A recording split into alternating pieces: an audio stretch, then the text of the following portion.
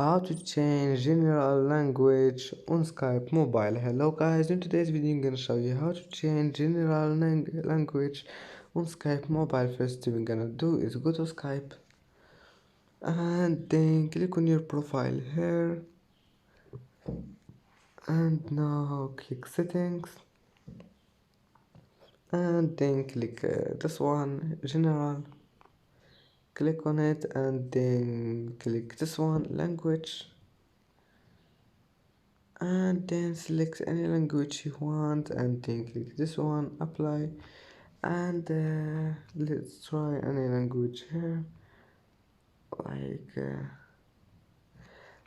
anyway, that's how to change general language on Skype mobile. And that's it for today's video. If you like this video, please don't forget like and subscribe, and see you in the next video.